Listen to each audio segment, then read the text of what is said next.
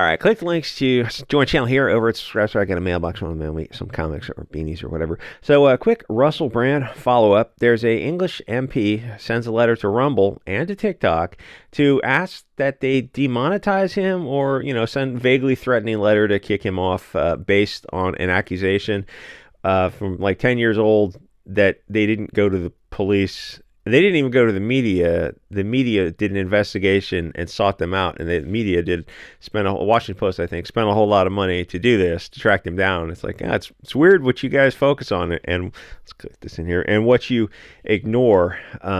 Gosh, why'd you go after Russell Brand now? I mean, aren't there other targets on the horizon? No. Russell Brand is the shiniest object. I mean, the most important, probative, and relevant thing to focus on right now. Really, there's nothing else newsworthy. Like maybe some of the owners of the Washington Post are on those Maxwell flight logs. No, there's no story there. Yeah, there obviously must not be a story there because nobody investigated it. It's like, isn't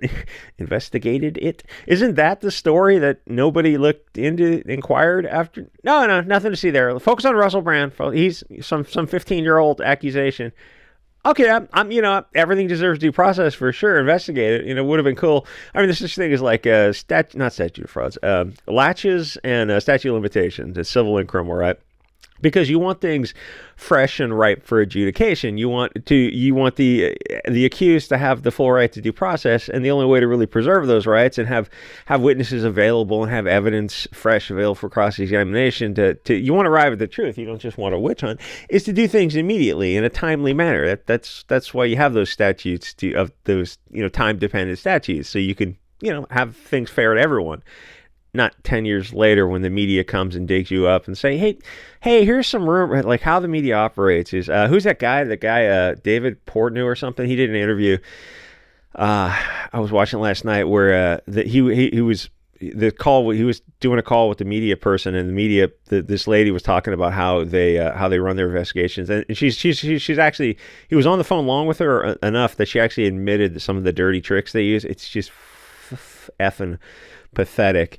Anyway, so the thing is, like, the mere accusation is enough, is that Cardi B is still monetized after she admitted to drugging and robbing victims. And I was thinking about that, and just for S's and giggles, what if you turn that around and had some male rapper turn around and say, yeah, we roofied girls and robbed their purses? And like, just to see the hypocrisy of this kind of thing. So let me get to the redheaded libertarian.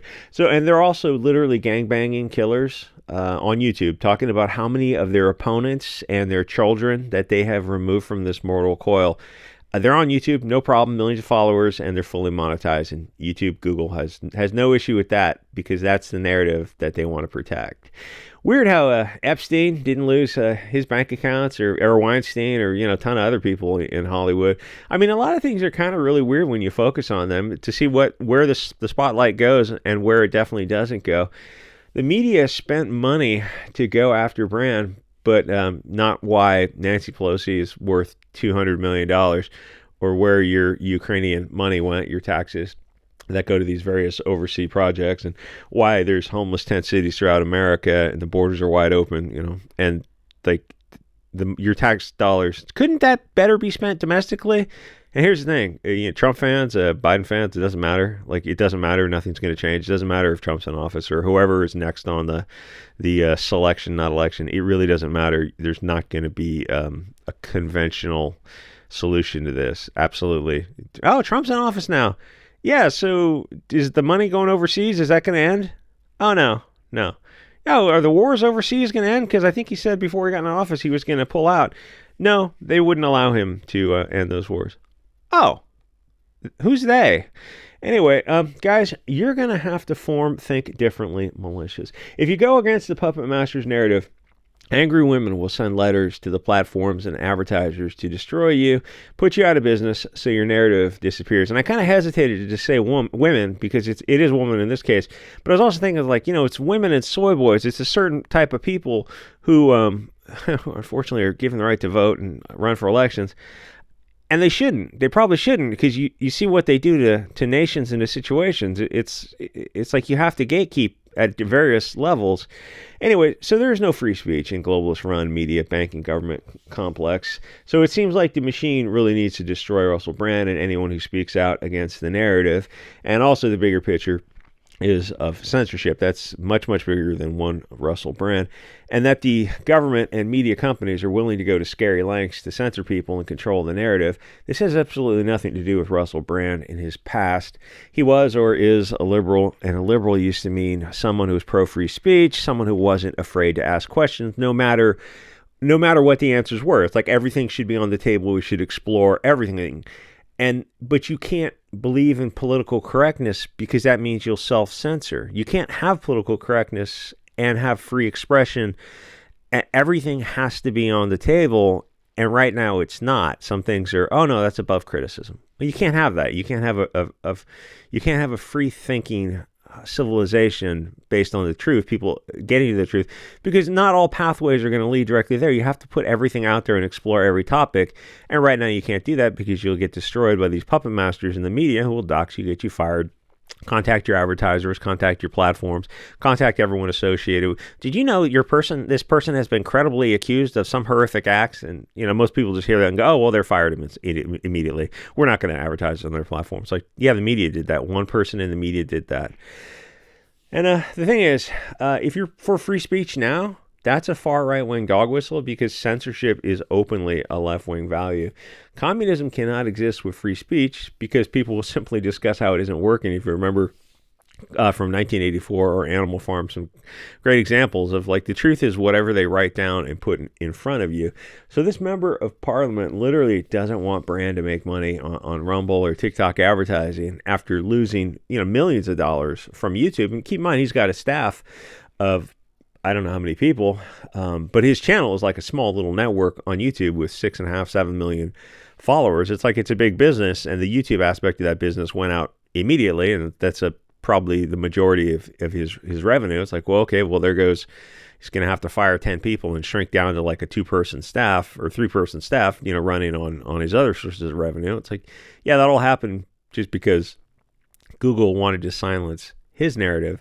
But then you look at all the other narratives allowed on YouTube, the approved narratives, and some of the approved narratives are pretty effing horrific, especially when you're listening to some of that gang music advocating violence. It's like, yeah, that's monetized.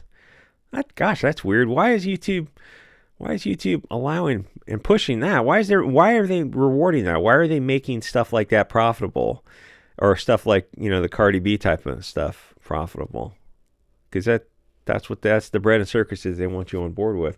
Anyway, so this is all based on accusation, not a court of law. There's no due process involved here. It's based off a obvious government media, we'll call it farm, but with a P, hit list. They simply can't allow people like Brand to reach an audience of left-wing people, because that's what made him dangerous, is he was able to reach across the political spectrum.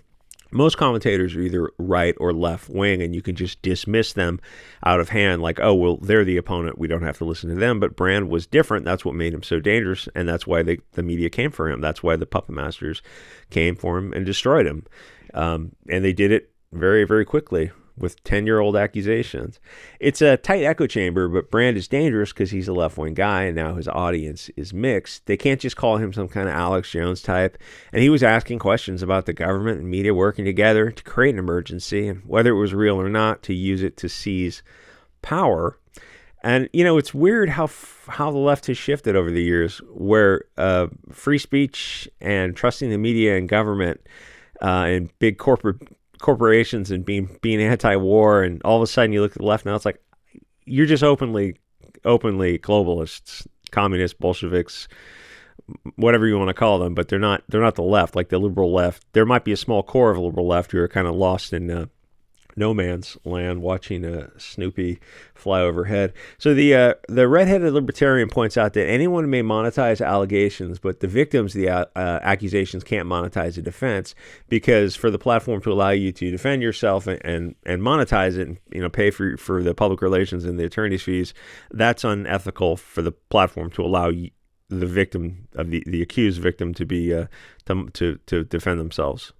But you can, and like keep in mind, like this isn't going through any police. This is going through the media. And just based on accusation that the media dug up, suddenly this person's business is getting shut down. How exactly are you supposed to afford to defend yourself if you make your living on social media? Shouldn't the concept of innocent until proven guilty apply? And as people point out, it's a private company. Well, then I have a simple solution. Make the First Amendment apply to it. Social media is the new town square. If you don't have free speech there, then the First Amendment is meaningless, and we the people don't have effective representation in America because we're actually ruled by those who control the dissemination of information. People in the West are going to have to decide very quickly what direction they want the future to go in. Do they value free expression, or do they want to be ruled by an authoritarian government and the shadow puppet masters? The treatment of people and civil liberties over the events of the past few years should have been, how carefully do I need to say that, should have been a 1984 Brave New World level of eye-opening. And maybe some of those government and media trusters are awakening a little bit as they're seeing that perhaps the billions of dollars that flowed into some companies and into politicians had something to do with the way they made their decision. And perhaps they're seeing some other issues crop up in their own personal lives dealing with decisions they made. All I can say is I'm glad I did not trust the government and media over the past 3 years. I washed my hands a bit more, and that was that was about it. I maybe didn't get as close to people, though. It's weird. Like during the height of that thing, I was walking the dog, and I noticed like some people would avoid me, and then some women were walking their dogs, and I noticed this. They would come right up to me and talk to me about the dogs, and we would talk, and like no, they weren't wearing any panties in front of their face. Neither was I, of course. It was weird. It was like I noticed it because it happened several times. Like it was just women coming up and talking about dogs and talking about all other kinds of stuff. I'm like, this is something's. So I didn't know what was going on. I still can't quite understand what's going on with that. Anyway, so you always follow the money. And no, I'm not stunningly attractive. My dog's pretty good looking, but I don't think she's that good looking. So follow the money and ask who benefits, but pretend I said it in Latin so I sound smart. And that is saying that very carefully on YouTube because I would instantly lose the channel if I was too honest about a lot of this stuff. Oh no, there goes the $2 a day or whatever. Do people want free speech in the West? Because we're going to have to fight for it. And you can support my stunning and brave fight over on Subscribestar. Thanks to the recent subs. I can't thank you because your names will get me banned on YouTube. I guess Subscribestar is okay with those type of things. Anyway, like, comment, subscribe, and I'll see you guys all next episode.